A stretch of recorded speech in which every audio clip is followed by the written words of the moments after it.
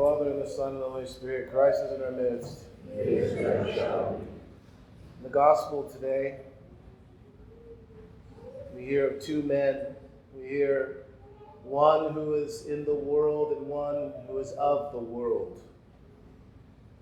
We hear of St. John, the baptizer and the forerunner, an angel among men, one who sought the things of the Lord, and he made his way to the heavenly spaces through the denial of his self, his flesh, his body, his will, his desires. And this is why so oftentimes you will see an icon of St. John the Baptist with wings, because he was this foreshadowing of the angelic life. And truly, St. John the Baptist is the patron of all monastics and all those who would seek to endeavor in ascetic labors. St. John being in the world but not of it. But on this other hand, we have Herodias, who is firmly a man of the world. And with God's help, we'll see something very important to all of us, because do you notice that Herodias feared John? Do you notice this in the gospel? Do you notice that Herodias actually wanted to revere and leave John alone? Do you notice this? But Herodias, like all those who are of the world, although with good intentions, and although Herodias being a, if you will, some measure of a religious man, he did not know his line. You see, St. John the Baptist knew his line. He maintained it. He lived it. He knew the line he could not and would not cross. And so when things came to a head, no pun intended, St. John was ready to give his head. There was nothing that was going to sway John because he knew his line. Herodias, on the other hand, not so much. Herodias thought to himself, well, I fear John. I understand and believe the words of John. But we see in the gospel that Herodias was a man of the world because Herodias was so quickly taken away by his passions. And so we can wrongly judge Herodias, actually. And we could say, that's not me, but perhaps it is.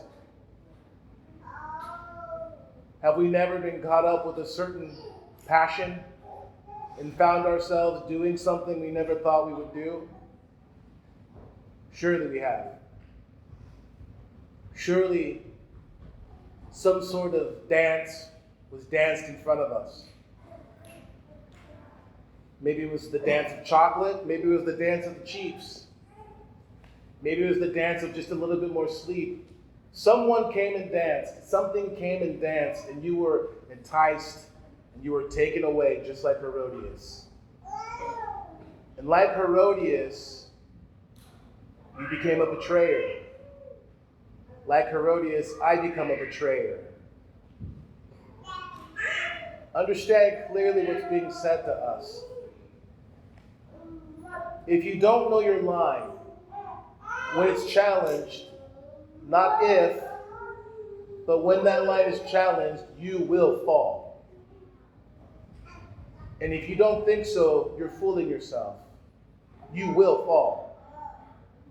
You need to know what your line is. You need to keep it. You need to live it. The line isn't challenged on the day of expectation. Your challenge, the dance, isn't going to come when you're expecting it. Quite the opposite. It's when you think you want to take a nap. It's when you think, well, this applies to someone else, not to me. No, I'm talking to you, and you, and you, and you, and me. We need to know what our line is, because each one of us, we want to think we're John the Baptist, but really we're Herodias. Do not let what little bit of religious devotion you think you have fool you. It starts in our hearts. And it's a devotion that costs us. And this is the secret to being like St. John the Baptist. is that you will heed that call, that line in your heart, when people aren't looking. We've all been guilty of showing up to church just because we don't want to look like that guy. Every single one of us has done it. God accepts it. That's kind of part of the problem. To be like St. John, we have to have that line in our heart, whether people see us or not. And then when the dance comes, whatever that dancer is going to be, we have that firm resolve. We won't be like Herodias. We'll actually end up like John. But we have to know our line. We have to have that sense of devotion. We have to have, yes, asceticism. And asceticism isn't something just for the monastics. It's not just something for the clergy. It's something for every single one who would say that you're an Orthodox Christian. Because orthodoxy is not just resting in our minds. It's in the whole person. And so St. John was a man of strong will. But St. John also practiced that will. He denied himself. Herodias was a man of means. He did not deny himself, and this is why he fell. So first, know your line, but second, hold it, and hold it daily. And in that holding of the line, this is when the grace of God begins to guard us and shield us, and we can have a sober and humble trust and expectation. Because the God who sees us doing the thing in secret, he will reward us openly. The line that you hold in secret is the line that he will hold, that we help you hold in that day of public visitation. And we all have it. We all have a day in which in public we are called to confess. So, through the prayers of St. John the Baptist, may we know our line, and by the grace of God, hold it. Amen.